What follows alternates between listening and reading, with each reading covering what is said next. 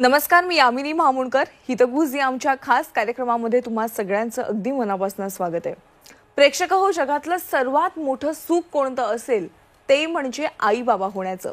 पण सध्या वंध्यत्वाचं प्रमाण इतकं वाढलंय की त्यामुळे हे स्वप्न एक स्वप्नच बनून राहिलंय. त्यामुळे तुम्हाला तुमचं आई बाबा होण्याचं स्वप्न पूर्ण करायचं असेल तर आजचा हा कार्यक्रम तुम्ही आवर्जून पहा. आज आपण वंध्यत्वावर मात, बाळ होण्यासाठी सुनंदा IVF या विषयावर डॉक्टर सचिन कुलकर्णी आणि डॉक्टर शरयू मोहिते यांच्यासोबत चर्चा करणार आहोत. आपल्या स्टुडिओमध्ये आलेले आहेत डॉक्टर. तुमचं मनापासून स्वागत आहे. नमस्कार. नमस्कार. डॉक्टर सचिन कुलकर्णी हे MD स्त्रीरोग व प्रसूती, फर्टिलिटी सल्लागार आणि IVF तज्ज्ञ आहेत. डॉक्टरांनी MBBS MDचं शिक्षण grand medical college sir JJ hospital Mumbai येथून पूर्ण केलंय. प्रसूती आणि स्त्रीरोग शास्त्रात सुवर्ण पदक विजेते आहेत. वंध्यत्व चिकित्सेचे आणि IVFचं शिक्षण त्यांनी वॉरविक विद्यापीठ, कोवेंट्री UK आणि लंडन विमेन्स क्लिनिक UK येथून घेतलंय. सध्या ते पुण्यातील जहांगीर हॉस्पिटल आणि सुनंदा IVF कोल्हापूर येथे वंध्यत्व चिकित्सक आणि IVF तज्ज्ञ म्हणून कार्यरत आहेत. तसंच IBC दुबई आणि इथिओपिया येथील आंतरराष्ट्रीय डॉक्टरांना IVFचं प्रशिक्षण देखील देतात. डॉक्टर सचिन कुलकर्णी यांनी भारतीय डाएट इन PCOS वर एक व्यापक असा अभ्यास करून 2019 मध्ये American society of reproductive medicine जर्नलमध्ये प्रकाशित केलेला आहे.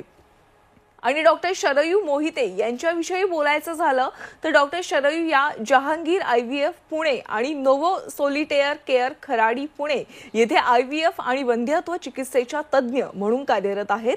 IBC दुबई येथे वंध्यत्व चिकित्सा आणि IVF तंत्रज्ञानामध्ये सुवर्ण पदक विजेते आहेत. IBC दुबई येथे डॉक्टर शरयू या आंतरराष्ट्रीय IVF कोर्सेससाठी संकाय सदस्य देखील आहेत. चला तर मग वंध्यत्वावर मात करण्यासाठी डॉक्टर सचिन आणि डॉक्टर शरयू कशा पद्धतीने कार्य करत आहेत हे जाणून घेऊयात. सर, पुन्हा एकदा स्वागत आहे तुम्हा दोघांचं. अत्यंत महत्त्वाचा असा विषय आणि काळाची गरज आहे याविषयी माहिती जाणून घेणं. तर सध्या IVFचा वापर खूप वाढतोय, त्यामागचं नेमकं कारण काय आहे आणि IVFची सध्या इतकी गरज का निर्माण झाली आहे डॉक्टर? तुमचं म्हणणं बरोबर आहे. आजकाल IVFची गरजही आहे आणि खूपशा प्रमाणात IVF हे प्रचलित होत आहे. इव्हन कॉमन घरांमध्ये पण IVF हे शब्द खूप प्रचलित झालेला आहे. गेल्या 2 दशकांमध्ये हा बदल झालेला आहे. आणि याचं प्रमुख कारण मला वाटतं की बहुसंख्य मुली बौद्धिकदृष्ट्या उत्कृष्ट आहेत. त्यांचं करिअर समाप्त करतात आणि करिअर नंतर एक जॉब किंवा प्रोफेशनल म्हणून काम करण्याची त्यांची आवड जास्त असते. त्यामुळे लग्नाचं वाढतं वय हे आता खूपच रुटीन झालेलं आहे. म्हणजे कॉमनली 28-29 नंतरच अर्बन इंडियामध्ये लग्न होतात आणि त्याच्यानंतर 2-3 वर्ष परत सेटलमेंट मध्ये जातात आणि मग प्रेग्नन्सीचं प्लॅनिंग हे 32 नंतर करण्यात येतं. जसं वय वाढतं तसं नॅचरल प्रेग्नन्सी राहायचं प्रमाण कित्येक कारणामुळे कमी होत जातं. तेही एक कारण आहे की IVFचं प्रमाण वाढले. अजून एक मोठं प्रमाण IVF वाढायचं हे पुरुष वंध्यत्व आहे. लाईफस्टाईल, अनहेल्दी डाएट हॅबिट्स आणि पुरुषांचा आलेला मोठेपणा म्हणजे खूप पोट मोठे असणे ह्याच्यामुळे झालेले जे दुष्परिणाम शुक्रजंतूंवर असतात. त्यामुळे शुक्रजंतूंचं प्रमाण कमी असणं ह्याला ऑब्व्हियसली तुमच्या स्मोकिंग, अल्कोहोल आणि वेगळी जंक फूडची हॅबिट पण त्याला जबाबदार आहे. आणि यामुळे पुरुष वंध्यत्वाचंही प्रमाण खूप वाढलेलं आहे. ह्याच्याशिवाय अजून एक महत्त्वाची गोष्ट म्हणजे भारतीय स्त्रियांना मेनोपॉजचं ॲव्हरेज एज 47.2 इयर्स आहे. पण तेच थायलंडमध्ये 49 इयर्स आहे आणि इंग्लंडमध्ये 51 इयर्स आहे. त्यामुळे 12% भारतीय स्त्रियांना 40 पर्यंतच पाळी गेलेली असते. त्यामुळे जसं वय वाढतं तशी अंड्यांची संख्या रॅपिडली कमी होण्याचं प्रमाणही जास्त आहे. आणि ह्या महत्त्वाच्या कारणामुळे IVF हे जास्तीत जास्त आजकाल प्रचलित झालेलं आहे. बरोबर. आणि मुळात याविषयी जनजागृती देखील फार कमी आहे. आपण जितकी जनजागृती करेल, तुमच्या माध्यमातून जितकी माहिती लोकांपर्यंत पोहोचेल तितकं लोकांना याविषयी ज्ञान होईल. डॉक्टर शरयू, तुमच्याकडे येते की सध्या IVF विषयी जसं मी आता म्हणाले अनेक गैरसमज निर्माण झालेले आहेत. तर त्याविषयी मी तुमच्याकडून माहिती जाणून घेणारच आहे. पण एकाच IVF सायकलमध्ये गर्भधारणा होते का हा प्रश्न अनेकांच्या मनामध्ये आहे आणि काहींना अनेकदा जास्त प्रयत्न करावे लागतात का, याविषयी तुमचं काय मत आहे? हो, खूपदा पेशंट आमच्याकडे येताना सांगतात की डॉक्टर, आम्ही असं ऐकलं आहे की एक IVFने प्रेग्नन्सी मिळत नाही, पण आपण कुठल्या कारणासाठी IVF करतो हे जास्त महत्त्वाचं आहे. कारण प्रत्येकाचं सेमच कारणामुळे आपण त्या कपलला IVFला जा असा सल्ला देत नाही. कधी कधी एखाद्या पेशंटला IVFचं जे कारण आहे की अंड्यांची संख्या कमी आहे किंवा त्यांचं वय खूप जास्त आहे किंवा शुक्राणूंची संख्या अगदी कमी आहे, अशा पेशंटमध्ये कधी कधी जर पहिल्या वेळेस IVF केल्यानंतर गर्भ कमी तयार झाले तर अशा कपलला जर त्यामध्ये म्हणजे गर्भाच्या ह्याच्यामध्ये वाढीचे प्रमाण असतात की कुठल्या स्टेपचा गर्भ आहे, जर अंड्यांची संख्या कमी मिळाली किंवा गर्भ कमी तयार झाले तर कदाचित ह्या कपलला एका ह्याच्यातूनच जर प्रेग्नन्सी नाही मिळाली एका IVF मधून तर आणखी एकदा IVF करायला लागू शकतं. पण ज्या पेशंटमध्ये PCOD आहे किंवा काही रिझन नाही मिळालं, ज्याला आम्ही अनएक्सप्लेन इन्फर्टिलिटी म्हणतो, तेव्हा जर आम्ही IVF केलं तर असं होतं की एकाच IVF मध्ये खूप सारे गर्भ तयार होतात. त्यामुळे आपण एकाच IVF मध्ये एखाद्या वेळेस फॅमिली पण कंप्लीट होते किंवा त्यांना 1-2-3 वेळा चान्स घेऊन त्यांचं पूर्ण जो IVFचा जो दृष्टिकोन आहे प्रेग्नन्सी मिळाला तो पूर्ण होऊन जातो. त्यामुळे असं नाहीये की IVF हे 2 वेळा करायला लागतं. कुठल्या इंडिकेशनसाठी आपण करतोय त्यावरती ते जास्त डिपेंड असतं की ते करायला लागतं का. हां, जरूर की ज्यांचं IVF मध्ये AMH कमी आहे पण त्यांचं वय पण कमी आहे, अशा पेशंटला डोनरला जाण्यापेक्षा त्यांना आम्ही आधीच सल्ला देतो की तुम्हाला कदाचित 2 किंवा 3 IVF सायकल लागेल, कारण की IVF हा थोडासा नंबर गेम आहे. जेवढे जास्त नंबर आपल्याला एग्ज मिळतील तेवढे आपल्याला जास्त गर्भ मिळतात, तेवढा प्रेग्नन्सीचा चान्स जास्त वाढतो. त्यामुळे डोनरला ऑप्शनला जाण्याऐवजी त्यांना आधी जेव्हा काउन्सिल करतो की 2 सायकल लागू शकतात, मग आम्ही आमच्या इथे जहांगीरमध्ये किंवा सुनंदा IVF मध्ये असे काही पॅकेजेस केलेले आहेत की जिथे आम्ही ह्या ज्या कपलला 2 IVF लागू शकतात किंवा त्यापेक्षा जास्त लागू शकतात तर त्यांना आम्ही कमी बजेटमध्ये म्हणजे 1,35,000मध्येच आम्ही IVFची उपलब्धता करून दिलेली आहे, ज्यामुळे त्यांचा खर्च कमी होतो पण नंबर ऑफ सायकल जास्त झाल्यामुळे खूप चांगले गर्भ मिळतात आणि प्रेग्नन्सी मिळण्याचा त्यांना चांगला अनुभव पण देता येतो. बरं, नक्कीच. डॉक्टर कुलकर्णी, खरं तर IVF ही अशी प्रोसेस आहे की ज्यामध्ये आई आणि बाबा दोघं देखील आर्थिकदृष्ट्या देखील, भावनिक पण मानसिक पण अगदी अटॅच झालेले असतात. तर अशा वेळेस त्यांनी सगळ्यात जास्त भावनिकदृष्ट्या देखील स्टेबल राहणं गरजेचं आहे. तर IVF प्रोसेस दरम्यान येणाऱ्या मानसिक आव्हानांना जोडप्याने नेमकं कशा पद्धतीने सामोरं जायला पाहिजे? मला वाटतं हा सगळ्यात महत्वाची गोष्ट आहे, कारण IVF आमची ट्रीटमेंट ही बेसिकली खूप इमोशनली ओरिएंटेड असते आणि नुसतंच त्या व्यक्तीचे इमोशन नाही किंवा त्या नवरा बायकोचे इमोशन नाही, पूर्ण घराचेच इमोशन्स त्याच्यात इन्व्हॉल्ड असतात. खूप वेळा असाही अनुभव असतो की एखादं कपल IVF करत असताना ते म्हणतात डॉक्टर फेल झालं ना मला काही जास्त वाईट वाटणार नाही, पण मी आईला काय सांगू किंवा मी सासूबाईंना काय सांगू, ह्याचं मला खूप दुःख होईल, घरातल्या एल्डर्सना कसं वाटेल. त्यामुळे हे खूप इमोशनली चॅलेंजिंग असतं. आणि केव्हा तुमचा हा इमोशनल स्ट्रेस आणि फायनान्शियल स्ट्रेस असतो, त्याच्यात सगळ्यात त्याची महत्वाची गोष्ट म्हणजे तुम्ही IVFची प्रोसेस पूर्णपणे स्वतः समजून घेतली पाहिजे. घराच्या सगळ्यांना ती समजून सांगितली पाहिजे, त्याचे टप्पे कसे आहेत, त्याचे कुठे पैसे लागतात किंवा कशा पद्धतीने आपण रिझल्ट इम्प्रूव्ह करू शकतो. सगळ्यांनी घरातल्यांनी एक वातावरण असं निर्मिती केली पाहिजे की सातत्याने असं विचारलं जाऊ नये की हा आता काय झालं, आता काय झालं. तो नुसता प्रश्न, खूप वेळा माझे क्लायंट म्हणतात घरी गेल्यावर टिपिकली आईचाच फोन येतो, हा डॉक्टरने आज काय सांगितलं, आणि तिथं मला एकदम टेन्शन जास्त येतं. त्यामुळे सगळ्यांनी हे समजून घ्यायला पाहिजे. आणि ह्याच्याकरता आम्ही जहांगीर IVF मध्ये आणि सुनंदामध्ये फर्टिलिटी कोचिंग करतो की आम्ही प्रोएक्टिव्हली आमच्या प्रत्येक कपलला हा प्रश्न विचारतो की तुम्हाला इमोशनल स्ट्रेस आहे का, असतोच, पण कुठल्या कारणामुळे, आणि आम्ही काही तुम्हाला डॉक्टर म्हणून मदत करू शकतो का. आम्ही खूप वेळा त्यांच्या आई वडिलांना आपण बोलवतो, त्यांना पण प्रोसेस समजून सांगतो. आमच्या युट्यूबवर मराठीतून साध्या सोप्या भाषेत सगळे स्टेप्स आहेत, ते तुम्ही बघून घ्या. जेवढी तुम्ही तुमच्या ट्रीटमेंट बद्दल जास्त माहिती घ्याल तेवढा तुमचा स्ट्रेस कमी होईल. आणि काही गैरसमजुती असतात, मला खूप इंजेक्शन्स लागतील का, माझी प्रोसेस खूप डिफिकल्ट असेल का, मला बेडरेस्टच डॉक्टर सांगतील का. एखादी वर्किंग लेडी, तिला जर सांगितलं 15 दिवस बेडरेस्ट लागेल तर ती अर्थात स्ट्रेस अजून वाढणार आहे. त्यामुळे आम्ही ते प्रथम क्लिअर करतो की तुमचे इंजेक्शन्स मिनिमल असतील, जेवढं नेचर बरोबर जाऊ तेवढं आम्ही जाऊ. त्याच्यानंतर बेडरेस्ट तर बिलकुल गरज नाही, उलट जास्त बेडरेस्ट घेतले तर प्रेग्नन्सी कमी राहतील. आणि एक सकारात्मक दृष्टिकोनाकरता आम्ही इव्हन हजबंड वाईफला एकमेकांना कोलॅबरेट करायला सांगतो. फॉर एक्झाम्पल, त्या दोघांनी मिळून एक्सरसाइज केला, त्या दोघांनी मिळून एक पर्टिक्युलर डाएट प्लॅन केला, तर अर्थात एकमेकांची साथ जर बरोबर असेल आणि घरातल्या लोकांचं वातावरण चांगलं असेल तर डेफिनेटली इमोशनली सोपं होतं. एक महत्वाचा मुद्दा मला सातत्याने सांगावासा वाटतो, मी प्रत्येक कुटुंबांच्या एस्पेशली एल्डर्सना सांगतो की एल्डर्सने कुठंतरी प्रोएक्टिव्ह होऊन आपल्या मुलांना सांगितलं पाहिजे की आम्ही जाणून आहोत की तुम्ही IVF करताय, इथं खर्च होणार आहे, तुम्ही खूप त्रासातून जाताय, बट थँक्यू सो मच, आपल्या सगळ्या घराला एक बाळ होण्याचा आनंद होण्याकरता तुम्ही त्या कष्टातून जातात. अदरवाईज तुम्ही हेल्दी कपल आहे. दुर्दैवाची गोष्ट आहे की प्रेग्नन्सी मिळाली नाही, पण तुम्ही कष्टातून जात आहात. झालं नाही झालं देवाची इच्छा, but we are with you. तुम्ही काळजी करू नका, आम्हाला काही वाईट वाटणार नाही, आम्ही तुमच्या बरोबर आहोत, हा एक बोलणं, प्रोएक्टिव्हली बोलणं खूप त्या कपलला धीर देऊन जातो असं मला वाटतं. फॅमिली सपोर्ट सगळ्यात महत्वाचा आहे या संपूर्ण प्रोसेसमध्ये. डॉक्टर, मगाशीच तुम्ही सांगितलं की जीवनशैलीमध्ये खरं तर खूप बदल केले पाहिजे आणि सध्या डॉक्टर आपण पाहतोय की खूप इतका बदल झालेला आहे जीवनशैलीमध्ये, त्यामुळे अनेक आजार बळवतात आणि त्यामध्ये सगळ्यात मोठा आजारच म्हणावा लागेल ते म्हणजे वजन वाढीचं. तर IVF दरम्यान वजन कमी करणं कितपत गरजेचं आहे आणि जीवनशैलीचा काय प्रभाव पडतो? डॉक्टर शरयू. म्हणजे नेहमी वजन वाढ आणि IVF ही समस्या ऍक्च्युली एकमेकांसोबत निगडीत आहे. जेव्हा वजन जास्त वाढतं तेव्हा आपल्या बॉडीमध्ये एक प्रकारचं इन्फ्लमेशन म्हणजे आपल्या प्रकारात एक उष्णता वाढलेली असते आणि ह्याचा स्पर्मवरती किंवा म्हणजे शुक्राणूवरती किंवा अंड्यांवरती नक्की ह्याचा प्रभाव होतो आणि त्यामुळे त्यांची क्वालिटी खराब होते आणि ही क्वालिटी आहे ती गर्भ बनतानाच लक्षात येते. असं आपण कुठल्याही टेस्टने हे समजून घेऊ शकत नाही.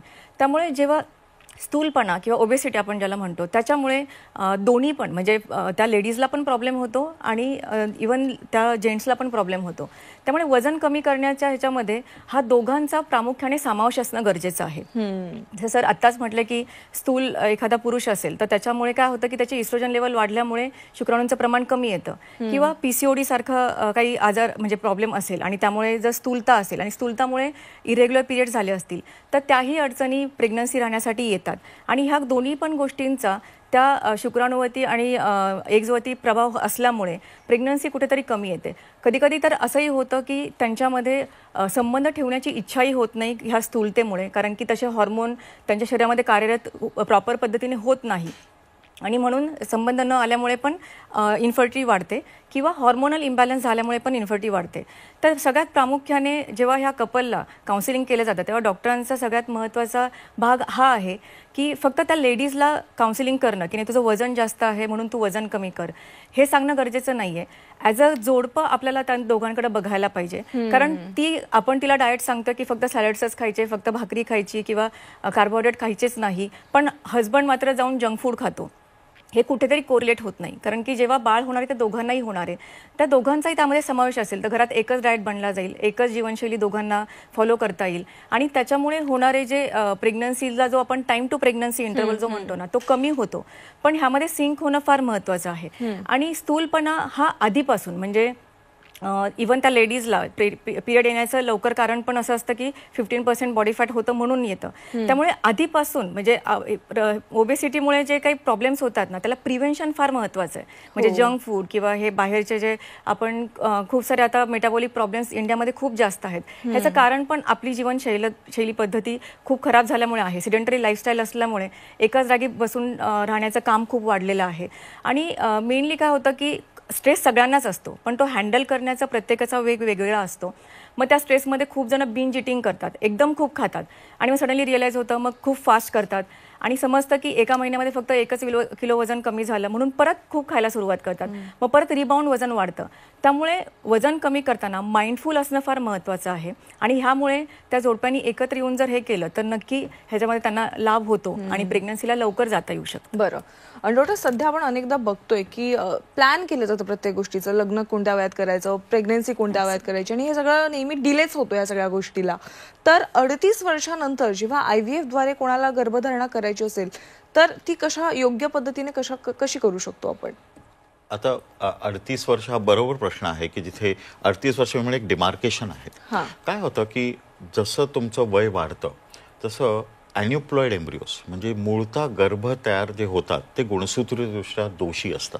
त्याला आम्ही ॲन्युप्लॉइड गर्भ मिळतो आणि ह्याचं प्रमाण 38 वर्षानंतर खूप जास्त होतं. म्हणून बघा ना 35 नंतर खूप कमी जणांना नॅचरल प्रेग्नन्सी मिळते, 38 नंतर पण कमी मिळते, अगदी क्वचितच एखाद्याला मिळते. ह्याचं प्रमुख कारण ते आहे की ॲन्युप्लॉइड एम्ब्रिओज होणे. तर 38 वर्षानंतर एक असतं ॲन्युप्लॉइड एम्ब्रिओचं प्रमाण वाढले, दुसरं असतं तुमची स्त्रीबीजांची संख्या कमी झाली, त्यामुळे ती लेडी ते कपल खूपच त्रासात असतो. तर इथं आम्ही काय करतो, we go with minimal stimulation IVF की जिथे आम्ही कमी इंजेक्शन्स देतो, कारण त्यांना कमीच इंजेक्शनची गरज असते. आम्ही काही नोवेल प्रोटोकॉल वापरतो तिथे की त्यामुळे खर्चही कमी राहतो, खूप कमी म्हणजे 4-5 दिवसच इंजेक्शन द्यावे लागतात. तुमचे एग्स प्रॉपरली तयार होतात आणि ते एग्स घेऊन त्याचे इक्सी करून आम्ही गर्भ करतो. आता इथं सगळ्यात महत्त्वाचा प्रॉब्लेम येतो की हा समोर दिसणारा गर्भ खरोखर चांगला आहे की प्रॉब्लेमॅटिक आहे, म्हणजे जेनेटिकली नॉर्मल आहे का ॲबनॉर्मल आहे. मग त्याच्याकरता इन्व्हेजिव्ह पीजीटी म्हणजे ट्रोफोएक्टोडर्म बायोप्सी घेऊन आम्ही प्री इम्प्लांटेशन जेनेटिक टेस्टिंग करतो. आम्ही 38 वर्षानंतर जहांगीर आणि सुनंदा दोन्हीकडे हे टेस्टिंग करतो. त्याच्यामध्ये आपल्याला स्पष्ट कळते हा गर्भ गुणसूत्रीयदृष्ट्या नॉर्मल आहे की नाही, आणि गुणसूत्रीयदृष्ट्या नॉर्मल गर्भ शोधून जर गर्भाशयात ठेवला तर प्रेग्नन्सी राहायचं प्रमाण वाढतं.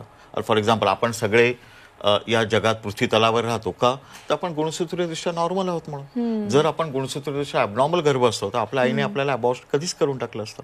त्यामुळे 38 वर्षानंतर जर गुणसूत्रीयदृष्ट्या नॉर्मल गर्भ गर्भाशयात सोडला तर प्रेग्नन्सीचं प्रमाण एकदम चांगलं होऊ शकतं. बरं डॉक्टर, IVF ही अशी प्रोसेस आहे ज्यामध्ये आपल्याला भावनिकदृष्ट्या जोडून राहणं, स्टेबल राहणं खूप गरजेचं आहे. मगाशीच आपण म्हटलंय. डॉक्टर शरीर प्रश्न असा आहे की एकदा IVF समजा अपयशी झाली तर पुन्हा IVF करावा लागेल का? हा खूप महत्त्वाचा प्रश्न आहे.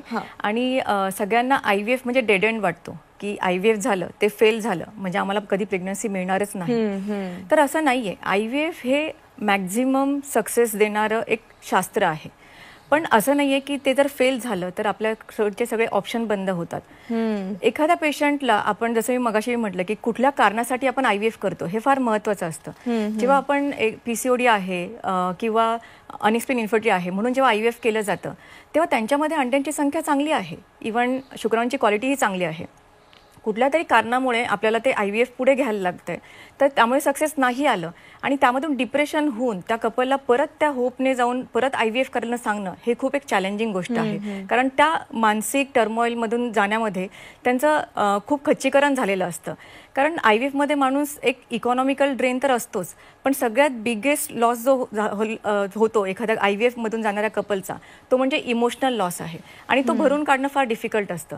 तर एक कॅनडामध्ये खूप छान स्टडी केला गेला की ज्यावेळेस त्यांनी IVF केलं, कारण त्यांच्यामध्ये 3 IVF सायकल इन्शुअर्ड असतात, पण नंतर परत IVF करायचं म्हटलं तर पे करायला लागतं. तर त्यांनी IVF नंतर सिंपल पद्धतीने म्हणजे IUI किंवा सिंपल ह्याने किती लोकांना प्रेग्नन्सी मिळाली असा एक त्यांनी म्हणजे रिसर्च केला. तर त्यामध्ये त्यांना लक्षात आलं की ऑलमोस्ट एक 15 ते 23% लोकांना IVF संपल्यानंतर पण म्हणजे ते सक्सेस नाही झालं तरी पण सिंपल ह्याने प्रेग्नन्सी मिळाली.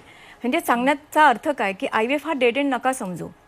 कदाचित तुम्ही त्यावेळेस IVFला खूप पटकन हो म्हटलं असाल कारण की घरामधून एक प्रेशर होतं आणि 3-4 वर्ष झाले होते लग्नाला, किंवा तुम्हाला काही स्केड्युलिंग होतं की बाबा एक सर्टन ह्याच्यामध्ये आपल्याला प्रेग्नन्सी प्लॅन करायची कारण आपल्याला करिअरसाठी कुठेतरी बाहेर जायचंय आणि ते फेल झालं. तर असं नाही की आपल्याला परत IVFच करायला लागतं. त्याच्यामध्ये कधी कारणं असंही असू शकतात की आपण त्यावेळेस खूप ओबेसिटी होती, तेव्हा थोडं डायबिटीस होता, लाईफस्टाईल मॉडिफाय न करताच आपण IVFला गेलेलो असू.